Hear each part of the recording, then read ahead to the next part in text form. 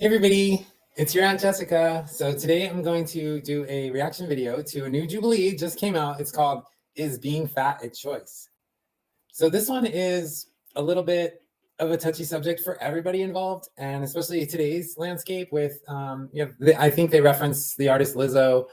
There's a new girl on Twitter I just saw who's extremely overweight, doing the rap thing. And yeah, we all have opinions on it. Like I said, I hope I don't lose any friends on this one, but in the end, I mean, it's for the greater good of your own health. And I know a lot of people don't see it like that, as far as why should I worry about my health? It's my life, my body. So I get that. At the same time, because of our healthcare system, you are costing everybody money, including the taxpayers. So let's take a watch. I haven't watched much of this, a few snippets, but I want to see what's going on with this thing. Let's check it out.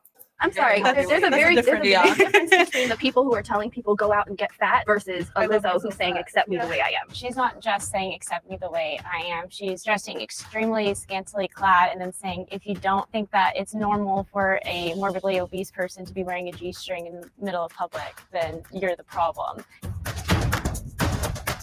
She's got a point. Being fat or skinny is a choice. Okay, so on the first prompt, they have a poll that's for everybody who's watched the video so far. So this number will change as opposed to how many people watched the video. But 37% said that being fat or skinny is a choice. And 63% said, no, it's not a choice. Now, in my experience, I should use that a lot more instead of saying I know or this and that. But there is, in my experience, DNA has a big part to do with your body type, how you look, whether you're built lean, thick, or overweight. But there's a difference. You can see someone who's actually got extra cellulite that their body wasn't genetically born with. So there's that. Let's see what these people have to say real quick. Agreeers? So these people say it's a choice. Of course, not every factor is purely choice. I don't think that every factor is. But I would have thought that all of the thin people would have stepped forward on this because they are choosing to be thin. They're choosing to look like that. Most of the people on this panel so far seem like they are not naturally skinny, but let's look at it. I'm sorry. I just got to intervene on that one. But I do think a majority of it is. And in most cases, for most people, being skinny or being fat is about willpower. It's about the environment you grow up in, sure, but who you choose to associate with, what sort of things you choose to listen to, who you choose to kind of have as your friends around you and support you. All of those things are choices that you can make that will lead you closer towards being one or the other. I know what I do with my body. I know what I put into it day in and day out. I choose not to eat some days. I choose, how I want to look, and I don't fault anyone. I do that too. There's days when I don't work out, or if I don't feel like I worked out hard enough, I will not eat. For how they want to look or how they want to be. But I think it's a choice at the end of the day. I'm going to go out on a limb and say he's a vegan. And this is going to make some people mad too, but in my opinion, in my experience, vegans look pale. They look, I know I'm dark, I'm tan. That's because your Aunt Jessica lays out a lot in the sun, but it's not fake bacon. It's not spray tan. I promise you guys. But vegans do have that pale appearance. There's a lot of nutrients you do not get when you just eat vegetables. I'm sorry, but that's a fact of life. If anybody wants to question me on that, I inspire you to go look at Michaela Peterson, Jordan Peterson's daughter. Red meat saved her life, you guys. So check her out if you get a chance. Always wish-washy on how I want to be presented and if I want to gain weight or not. But the only person that's going to gain the weight at the end of the day is me and me myself. For me, it's calories in, calories out. Go to the gym, you'll get buff. Don't go to the gym, you won't get buff. I understand that there's genetics that could cause you to want to eat more, but even with the genetics that cause you to want to eat more, the same solution is calories in, calories out. I think the whole choice is, always determined on who they are. And it's not going to just be a thing done overnight. Yeah. It takes a lot of, I think it's like breaking the barrier and breaking a lot of things, not only your body, but also breaking your mental state. Sure. And again, that depends on who you are and what you want to go through. Disagreeers? I don't disagree with anything they said. I felt like as a toddler, I always viewed myself as big. I grew up in a very poor home, so where my mom couldn't provide the meals that she could healthily. So when we would get free meals, even then it would be canned food, and it would be very much food that's not as edible. It was food for us, yes, but then I felt like once it reached a point where I was old enough to try to make my own choices, I made all of the wrong choices. I wasn't eating, and I was only eating like grapes and lettuce, and that was mainly because I was in a sport, and that sport just worked me out so hard. And it was to the point where I just was scared to eat. I didn't like it. I would only drink water. When you were eating grapes and lettuce, were you thin? I was the thinnest I could be. Were you still big though? I was still big, but that was the skinniest I've ever been. And that's coming from somebody who was only eating somewhat salads that are just fruit and lettuce and water and maybe ice right before a practice. Do you think that right now you would not be capable of becoming a thin woman? I possibly would be capable of becoming a thin woman, but since I was young, I was supposed to get blood tested probably when I was very, very young, and I never did. And they had mentioned that it could have been because of my weight and how that connects with my thyroid. I never made the connection, and I knew she was going to bring up the thyroid because a lot of women do suffer from that. The thyroid gland goes bananas, and that's another thing that a trans woman will never experience, that women go through. And yeah, it sucks. Like, there are so many things that being an actual woman comes with that men have no idea, like the menstruating, the menstrual cramps. Like, that's been a big thing lately about how men think they're experiencing this. It's bullshit. 100% bullshit. But this is another one, the thyroid gland. So in my opinion, she looks like a thick person. Her DNA, as she said, she was born bigger. She's just a bigger person. That's DNA. So does she need to be at this presenting weight? No, absolutely not. All of that midsection weight could go away. But again, that's her choice. Had like that, like leaning parent to be like, go and get checked out, go and do this. Like, your weight is probably not your fault. It was always like, your weight is your fault. So that's your issue. I mean, I also struggle with, thyroid and my own blood issues. I'm not quite sure, but I do see an endocrinologist and I go see a doctor. It's a choice to do the requisite steps. It's a choice to go grocery shopping instead of going to fast food when it's easy. It's a choice. Okay, so she's naming off all these choices, and watch, there's going to be a couple people come in and say, well, they don't have the money, they don't have the resources to make these choices to be healthier. So I'm curious if they do go, I shouldn't be talking ahead of the video because I haven't seen this part, and I'm curious to see if they do bring social or financial status into this as an excuse. I don't know. When you're grocery shopping, to go to the outer aisles and like not go into the bread section and not go into the junk food section. These are all choices. As a disabled woman, I can't do a lot of the things that people say, calories in, calories out. Oh, you got to go work out and exert it. A lot of the things that are typical, oh, this is how you lose weight, put me in the hospital. I have to navigate weight differently. I have to look at it differently. My weight is the way it is because of medication, because doctors put me in this position. And I had to learn, okay, am I going to be so hateful of my own body that I am going to backlash and put myself through extreme gym nights, through keeping myself from eating things that I should be able to eat? You should be able to have a balance. You should be able to go into the junk food aisle like other skinny people do and still not have to worry about gaining 20 pounds. But I don't think skinny people go into this junk food aisle. They certainly do. Yes, they do. I eat a lot of junk food. Yeah. I mean, Yeah. I mean, my DoorDash would tell you otherwise. There's a thing called set points. There's a ton of research on it that your body likes to be at specific weights. It likes to be in a specific way. So if you are fighting yourself to lose weight by not eating, over exercising, and you are damn near killing yourself to be at a specific weight, your body's unhappy. It's important to know. There is a lot of truth to that, you guys.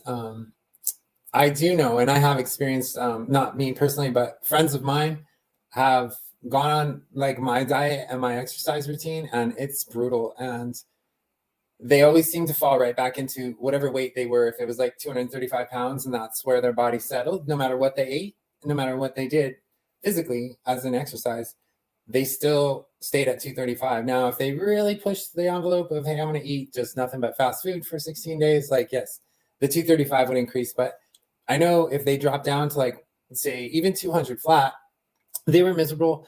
They were really working their butt off. Calorie deficit, which is the way you lose weight, calorie deficit. It's really simple.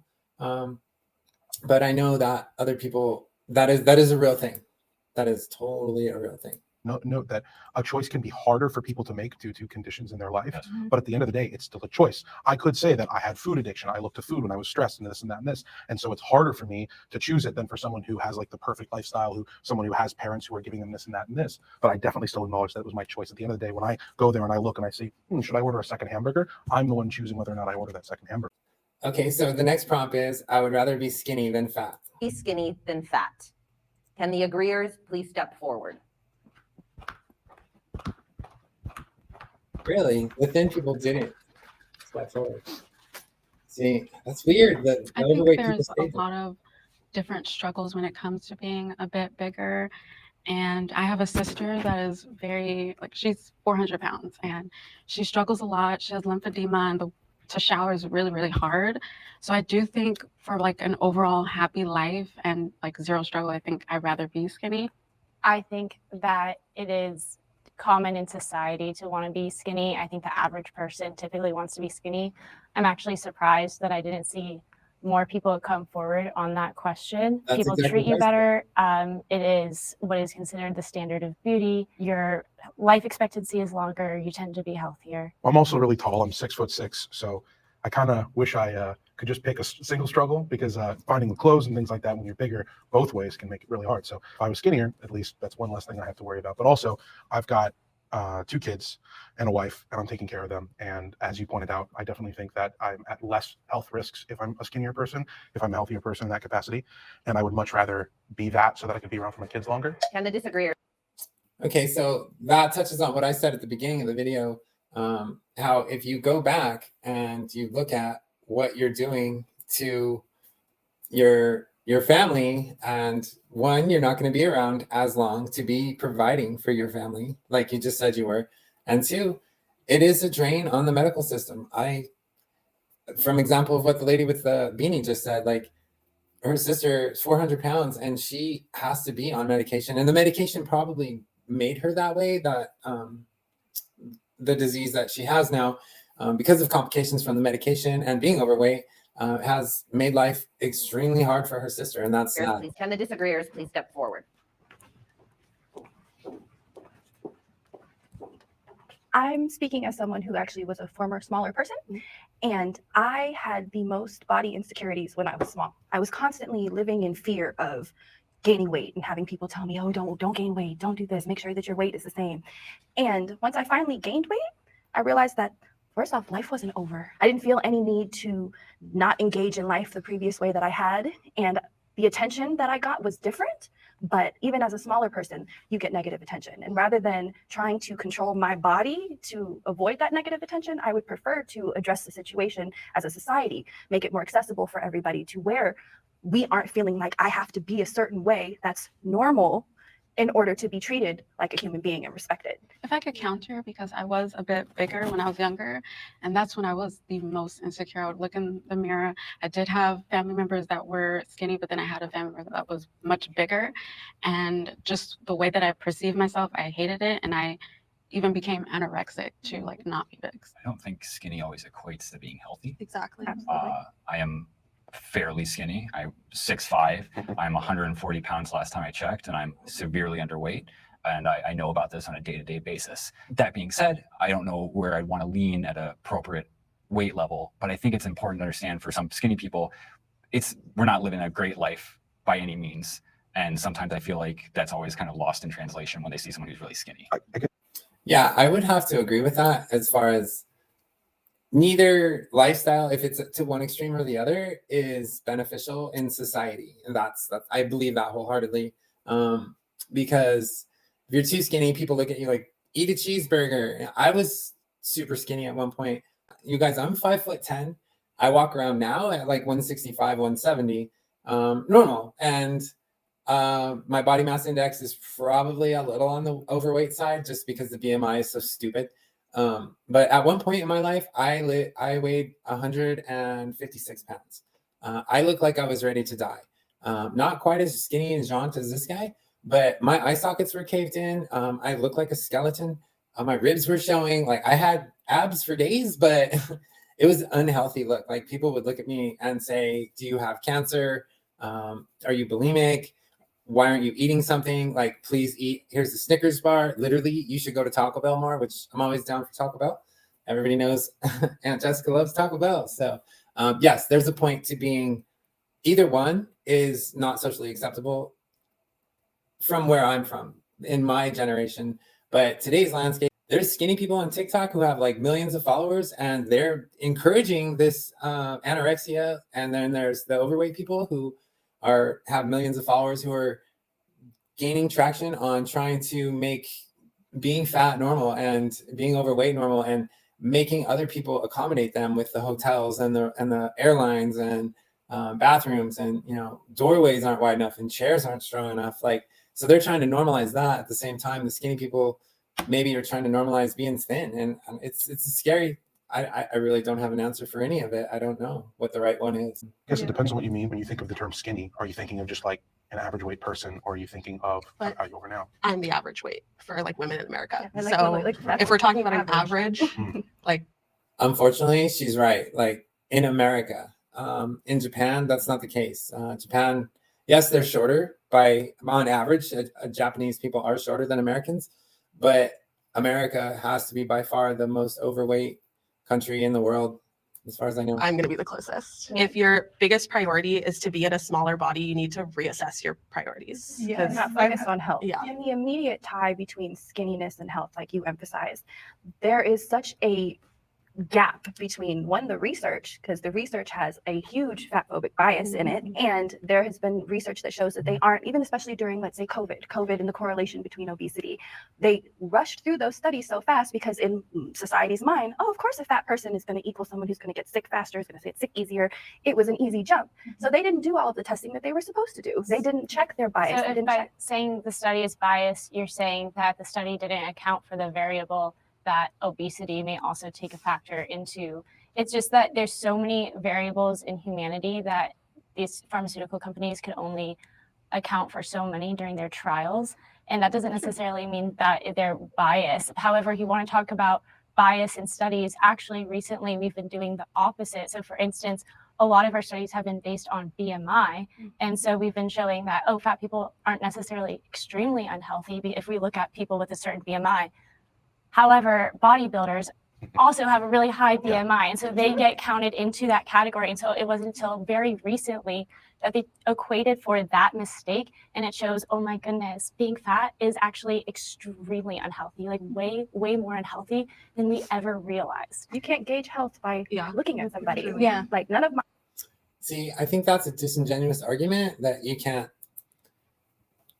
I can gauge somebody's health by looking at them. Like, it's easy. Like, I see the cheekbones, the jawline, the neck, whether the collarbones are showing. Are they too thin? Yes, I can tell. Are they overweight? See, there's a difference between being thick and having extra cellulite. Like, all the people here, they're definitely carrying more weight than they need to. You can tell. Like, the body has a shape, and DNA created that shape. Your genetics made you that shape. Whether you add to it or subtract from it, that's on you. But I do think you can look and see if somebody's really, not internally, but you can see if somebody's living a healthy life by just their appearance. All of them precipitated my weight gain, but I always get assumed, oh, don't you want to be skinny so that you don't have a cane anymore and you don't feel the way you feel? And it's like, no, because I have lupus and I'm always going to feel like this. Like I have CRPS. It's going to deteriorate. It's going to continue. America has an obesity problem. So 98% of Americans said, yes, we have an obesity problem. I don't know the exact numbers as far as how much fatter is America? I hate even saying it like that. Sounds so rude. But how much more weight does America have over the rest of the countries? And a little bit of it, like I said, it's height discriminatory. So, but if you go off of BMI, which that lady in the red just said, the BMI is skewed. It's not accurate. Well, they've since redefined it, but yeah, bodybuilders and the whole fitness industry, those girls and those guys with muscles, like they tip the scales in the wrong direction. Even though they're super healthy, ripped, maybe they're on steroids, whatnot, they're tilting the scales in the wrong direction for BMI to show that America is not fat. Because as far as the BMI, which I already said is bullshit, they're fat by the BMI standards, which is stupid. So, and I think like that lady said that they're working on getting that better. And I think that's something they could definitely work on. Next year. Oh, absolutely. You can. I think it's pretty clear. You look at the weight of the average American, you see how obesity has affected not just children. I mean, the fact that we have more younger and younger people who are looking heavier and heavier, and you see that, like, the way that weight affects us as a society, and you compare that to how we were in the past. Now, not that we should always, we shouldn't compare ourselves to the era of the Great Depression when people just couldn't find food, of course, but people are heavier now in an unhealthy way, and people are eating unhealthy. They are eating it through unhealthy access to food. They're eating diets high in seed oils. They're eating high corn syrup. They're doing all this kind of stuff that's not good for them that we didn't used to do. And it's bad. It's not a good thing. It's an epidemic. And And if I could touch in on that, one thing I want to tell people, in my opinion, my experience, that what he just said, seed oils, corn syrup, corn oil, stuff like that.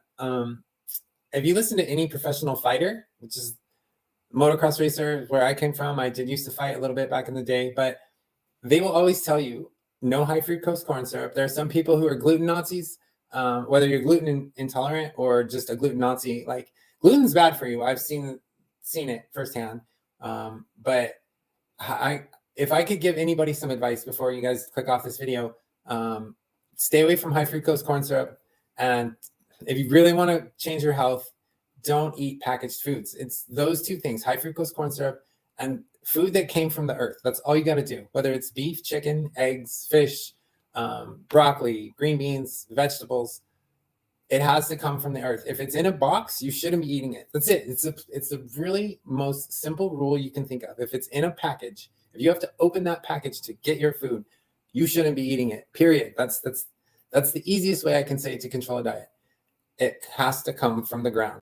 It needs to be quashed in some capacity. There's so much access to just anything. Yeah. Like, it's so crazy these days. And, I'm so surprised that we're actually supporting a lot of this, and I'm surprised there's two people still in the back that think that America doesn't have an obesity problem, and they're both thinner people. So that's weird to me.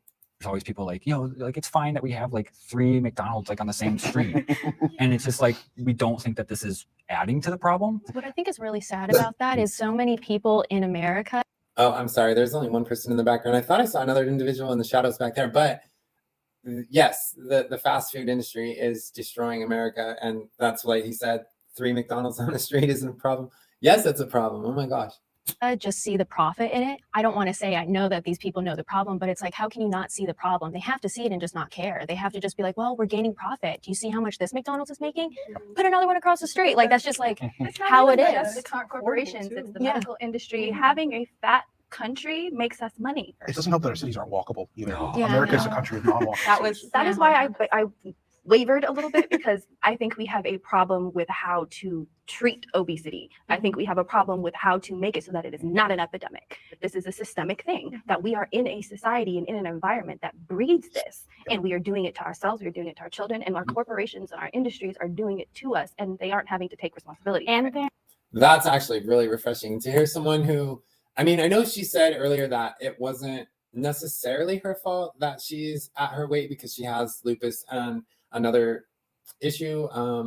Obviously, she's disabled a little bit, so she's not able to do the exercises and keep the weight off, but she seems to be more pro health, pro being thin than she is pro being overweight, plus size, as they would say in the video. So I give that lady mad props, even though I want to say she's kind of playing the victim card at first, but she's got her head on her shoulders. She knows what she's doing. And unfortunately, because of her medical condition, she's going to live this way. But she said herself, she's happy.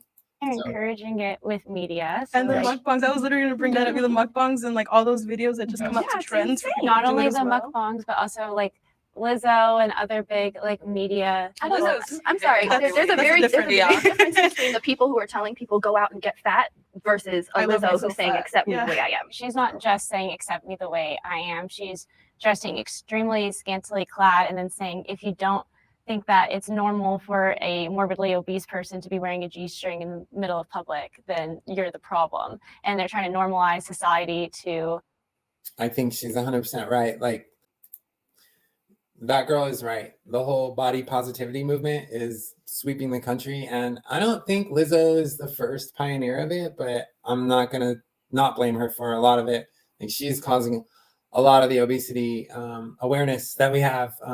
I guess I should say plus size awareness that we have in the wrong direction, in my opinion. That's my opinion from my experience, you guys. So This obese culture, which is extremely unhealthy, and What is an obese culture? a culture which like normalizes I'm obese obesity. and I haven't even heard that. Well, obesity is already normal, so I don't think it should be normalized, and it wasn't normal. But just a couple what's the decades difference ago. between a obese person, myself, walking around in a G-string or a bathing suit, as I do almost every day, and a skinny person? Like, is it okay that the skinny person is doing that?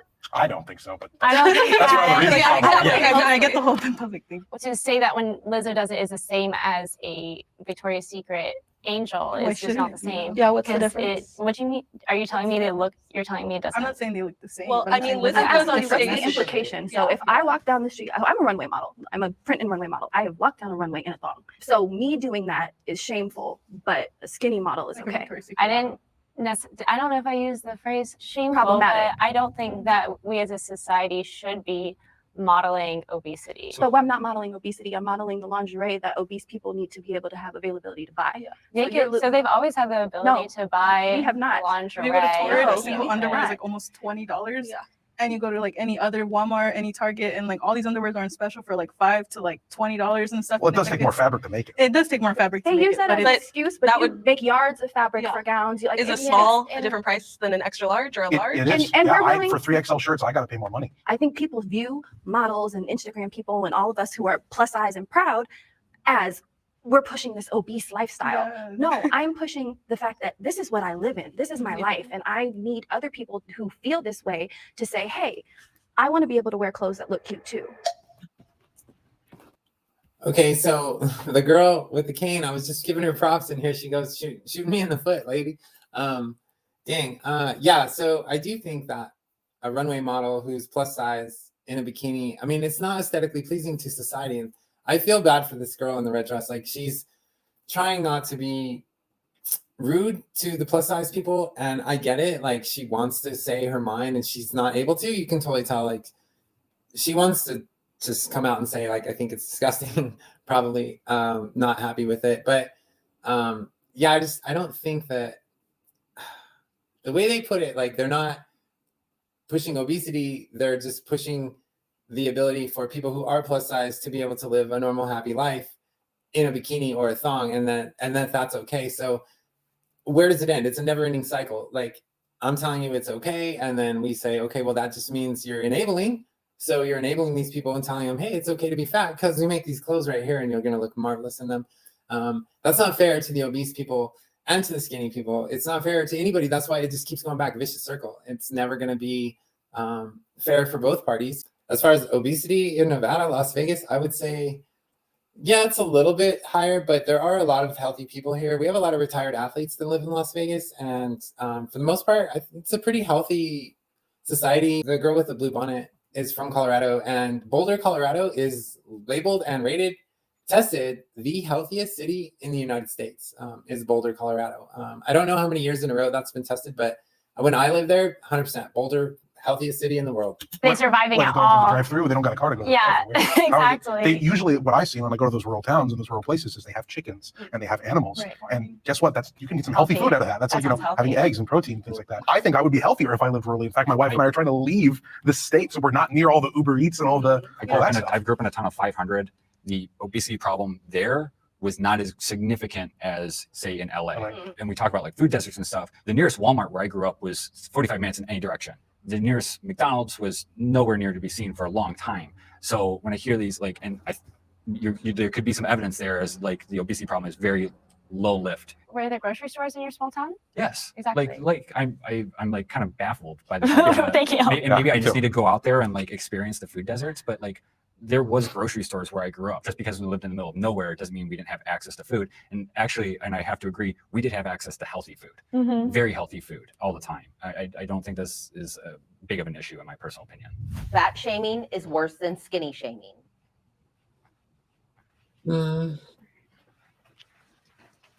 So I do agree that fat shaming is worse than skinny shaming. Just overall, entirely, the way that people like comment on people's weight compared to somebody skinny, they usually don't comment on somebody skinny. Yeah. They don't think there's something wrong with them. They don't like, they'll maybe say like, oh, you're very thin. Do you want to eat a cheeseburger? But that's not as bad as telling somebody you eat 10, stop. And you don't even know that they're eating 10. Fat shaming is a systemic problem. You're not gonna not get a job because you're too skinny. Skinny bodies are praised in our society, whereas fat bodies, like, I don't get it as often as other people, but I get a lot of comments on my Instagram that are saying like, you're really beautiful, but you would look a lot better if you lost 50, 60 pounds. It's almost as hurtful to tell a skinny person they're too skinny as it is to tell a fat person they're too fat. It's been a problem for a long time. And when I see somebody getting shamed for being too skinny, I do have sympathy for that person, but not as much as like if I see a fat person getting shamed. It just feels worse, right? Because we grew up in a society where thin is beautiful, and that's the unfortunate reality of it. Something that I always get a lot of comments on is my masculinity as a man because of how skinny I am. It's always something that I've always kind of dealt with. My favorite comment is always, I look like a sickly, ill Victorian child. And That's horrible. Sorry, don't laugh. no, I don't. It doesn't bother me as much. But this idea that skinny people can't also get these kind of comments are just kind of mind blowing. That doesn't mean that they're, that one side is getting it worse than the other. I think that there are both sides getting piled on, just at different varying degrees. I think we're conflating two things as well. So there's a difference between fat shaming and fat discrimination that goes into our medical system. It goes into employment. It goes into all of our civil rights. As fat people, that skinny people don't necessarily have that same issue. And I come from cultures where they straight out called out skinny people. Oh, you look like bones, oh, flaca, all of that. So I watched my cousins go through it. I went through it when I would get too skinny. As people, we are just too scrutinized when it comes to our bodies. We don't let people live. But I Think about that. probably your situation, I don't think shame necessarily would motivate you, but for somebody where it is a option. So for instance, if you watch TLC, you watch My 600-Pound Life, 1,000-Pound Sisters, Family by the Ton, all of them can do it. All of them have had this systemic issue That's of the thing, weight though. I gain. have watched those like as a younger person, and it would make me feel disgusted with me when I was a kid. So it would make me worse, and it made my mental health worse. Because then I'm like, is that how like everybody automatically views me as just like somebody who's oversized and could possibly never even attain it because it's so just common? I don't think we should shame anyone to do anything. No. I think everyone deserves to like themselves enough to like enjoy life. And if you do that as a fat person, okay. If you do it as a skinny person, also chill. It's not my business. Okay, so what she said does make sense. We shouldn't use shame as a motivator. Shame is a broad category. I do think shame works in some cases. I think that there has been good fat shaming towards me and bad fat shaming. Bad fat shaming is just, somebody just saying you're fat, things like that. That doesn't really work. But what does work is somebody looking at me and saying, don't you want to be around for your kids? And that worked. I don't think That that's works. shaming, Yeah, like, do though. you consider that shaming? I do. I think that's shaming. I think they were I- telling me like you should lose weight to be around for your children. I think that's shaming. Like an attempt to like try and say something bad about Like me. they're personalizing encourage me. it towards you and towards your kids. Like, Sure. Of course, yeah. Yeah, but I think that worked. I think that worked. That really I said that in the beginning. He's at risk of not being there for his kids because he said he's the provider for his family. encouraged me to go to the gym and start trying to lose weight. But that's you though. Sure. Like, I think you have to be specific to I the think person. I think that's one thing is it depends on the person. Sure, And if someone wants to shame me and like, it depends on the person. I've been shamed a couple times and it's kicked me into gear to try to gain weight, but it's still really hard. Sure. And it's, it depends on who you are, I think. When you were making a comment about people questioning your masculinity, I get the question of actually looking like a woman all the time, and it's always in play. I always get compared to like male characters, especially when I don't wear makeup, and that's because I don't have boobs, and I can't help that. But it's definitely really, really hard to like have people tell you constantly, like, here's the standard of how a woman should look, and you don't look like that, without even saying it. They don't say it. They're categorizing me. They're making fun of me, saying that I look like this one soccer player or something. And I think it's funny, but also shame can also be hard because I can see what you mean. Sometimes it can really motivate you when it's out. I see where she's coming from, and I talked about that too. I like the way she looks. I think she looks like a very attractive woman, but then again, I'm a dude, and I have the same. She has a similar jawline of a man, and that's probably because she doesn't have enough fat tissue around her face because she is so thin that it shows her jawline, and that's like a male trait. Like the thinner we are, we have a leaner body mass. That's one of the biggest arguments against trans that I use against trans people in sports for women is the lean body mass factor. Like males have a more lean body mass. And so when you have a woman that looks like that, who presents with a thin jawline, a little bit exaggerated cheekbones, her cheeks are caved in, much like mine are a little bit. So yeah, she's gonna have that misgendering, so to speak. I hate to use that word, stupid, but people giving her crap for looking a little like a boy because she has a strong jawline and thin arms, no boobs. I totally get it. Like, I feel where she's coming from on that one. Out of love, Yes, but when it's out of that's the difference. pain and when it's out of like not knowing someone and just saying it, then, viciousness. Yeah, the people who said that to me about my kids were not some random guy online. It was right. people who were close to me and I knew cared about me, who I had conversation with. So I do think it matters who says it, but I still would consider it to an extent shaming. And I'm okay with that. I think there is good shame. I think sometimes it helps motivate people in the right way.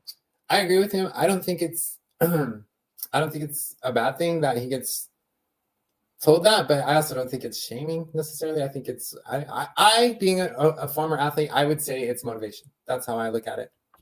The body Okay, so this is on their Patreon, and I can't react to it, but I'm going to give you my 2 cents on it. So the body positivity movement promotes childhood obesity. Only 38% of people said yes, and 62% said no. Oh my gosh. So the body positivity movement promotes childhood obesity. Yes, it does. That should be 100% yes.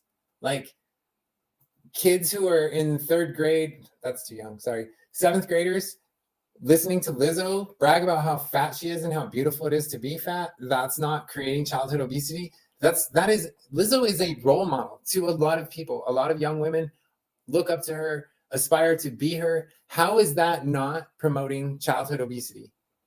That's insane that 62% of the people said it's not promoting childhood obesity. That blows my mind. Positivity movement promotes childhood obesity.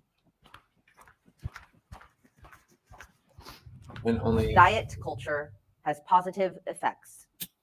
Okay, so the prompt: diet culture has positive effects. Middle ground community results. It's about split down the middle. 55% said yes and 45% no. All right. Only one person steps forward. I guess for me, diet culture is an important thing to have for people in the world. What I've realized after we're about to finish this up is there wasn't a lot of talk on skinny culture or like skinny people as a whole. Maybe that's because of how the prompt is. But I think it's important if we're going to give positivity to kids who are obese, I think it's important to give them the options to, say if they want to lose weight, they can. Bravo. That dude nailed it right there. Like, if we're not going to talk about being skinny, we're just going to talk about being fat. This whole episode was all more geared towards the plus size people. And he just nailed it perfectly, saying it's fine, but you're not giving the kids the opportunity to be thin. Like, you're not giving them that chance. You're not showing them that there is a good diet culture out there. And it's okay to have that dieting culture of eating healthy, eating right, taking in less calories, using more calories than you're taking in, and promoting a healthy lifestyle. Wow, good job on that. I don't see a problem with that in any real sense. I think that diet culture is a reason that a lot of people struggle with weight problems in the first place. I have even struggled with my own weight issues in the past, and I was like struggling kind of with depriving myself too much because I had a trainer. And then I started binge eating. And as soon as I had like a mental break where I was like physically incapable of stopping myself from putting food in my mouth, I immediately went to see a doctor. And that doctor told me to read a book called Intuitive Eating. And it wildly changed my life. And it was about getting past diet culture and about how so many people ruin their lives with diet culture. And you see it with like somebody talked about eating grapes and lettuce, and it's grapes and lettuce, and it's just like it's this extreme, and so you go from one extreme and then you break, and then you go to the other extreme, and so like I was in my extreme, I broke, so that's why I'm anti-diet culture. Yeah, I tried keto for a while, and that's the thing about what I realized is like that fad diet kind of stuff. And yeah, did I lose weight? I absolutely lost weight. Sure, I didn't keep it off, and the reason I didn't keep it off is because diet culture is about turning the word diet from your overall eating into an activity that takes place over a period of time. A diet should not be something you do from January until May of next year. Diet is what you continually eat, is what you continually put into yourself. Yeah. Lifestyle. Yeah. So my issue with diet culture is this idea of like, oh, I've got this perfect solution for you, man. All you got to do is this, and this, and that. And it's like, no, like the reality is like, yeah, there are good, correct, and objective ways, I think, for a lot of people to eat. And yes, everybody has to have some variations here and there. There's no one bag fix all. And diet culture is so much about trying to say like, all you got to do is just eat cheese puffs every day for the rest of your life. And It's easy. yeah. And so that's why I think diet culture doesn't help. You're always going to get those people who have the perfect answer. They have the perfect solution to either lose weight, or diet isn't just losing weight. It's also gaining weight, and I think a lot of people, maybe it's just for me, but when I diet, it's actually not the opposite of fasting. I'm trying to eat more. I'm trying to gain more. Yeah. Okay, I just want to touch on that too. One thing, as an athlete, I know you guys are probably tired of me saying as an athlete, but diet for us, for an athlete, isn't about weight loss or weight gain. It's about healthy. It's about performance. So I think that if a lot of people looked at a diet for performance aspects, the weight would follow and your body would settle into where it's happiest as far as your weight. Now, fighters as athletes, they don't get that luxury because they have to make a certain weight. But motocross racers, tennis, hockey, football, like they're eating for performance 100%. And if you're eating for performance, you're using the fuel you're putting in your body, you're using that as a fuel source. So you're burning off the calories anyway. So that's why the weight is is maintained and regulated so well in an athlete because of, like I said, you're just dieting for performance. I think that's huge, and I think that's missed in the diet. And I think people forget that when it comes to diet, when people instantly hear the word diet, they think losing weight. And I don't think that should always be the case. You've been in like model spheres. Do you see diet culture and how has it impacted space? There was a point in my life, like when I was a junior in high school, where the person that I was with at the time, he's like 6'6" and super tall. And so, you know, the mom was like, hey, like my son is going to go audition to this big agency, which is still big to this day. And, you know, you should come. So I went, and I weighed 115 pounds and I was a D cup, and they said that I weighed too much. And so seeing that really struck me in the beginning with the negative part of dieting, and just kind of went into the spiral of like, okay, well, if I'm too big, then what are people doing to not be this size? Like how can I make it to do what I want to do if this is my limitation to it? It took years later to realize, like, shit, I was really disciplining myself for no apparent reason except for this underlying feeling from years ago that I can never get rid of.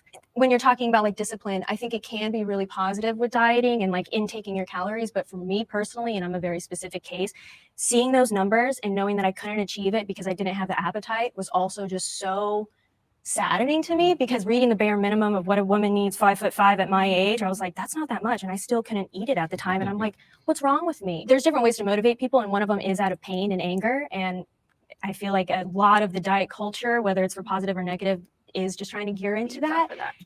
If you guys can't tell, I really like this girl. She's awesome. One, she's from my hometown. Two, she's wearing the best shoes ever. I won't say the name. But three, I love the way she looks. I would give anything to have her aesthetics. Like, she is amazing. Like, she looks every bit of the woman that I would aspire to look like. And although she gets a lot of grief for it, I would be happy to have that whole package right there. I think she's got it. She's perfect. But enough about my crush on her. It's a friend crush, I promise. And let's see what else they have to say. And, you know, I just am more about being healthy. I hear diet and I think of something that's positive, and it's been positive to me. And, you know, it's something I'm always trying to achieve. I guess, like, if we were to redo the same exact question, I may hesitate and not walk across the line. I guess I'll never know, but hearing these perspectives were really good because I probably didn't know as much about the extremes. I want to thank all of you for sharing your opinions with us and for challenging us. And I really want to thank you. I thank you for the back and forth. It's something that I came here for, and I wanted to talk to somebody who thinks differently. And I've learned some things, so I appreciate that for all of you. All right, you guys, thanks for staying with me. If you did, I really appreciate it. All right, you guys, Aunt Jessica signing off for the night. Thanks for staying with me. And if you can, like, share, subscribe, and I will have an announcement in my next video. All right, guys, thanks for watching. I appreciate it. And if you can, like, share, subscribe. And Aunt Jessica is signing off for the night. I will have some news in my next video about where I'm going to be in the next month. So stay tuned, and I appreciate you guys. Love y'all. Bye.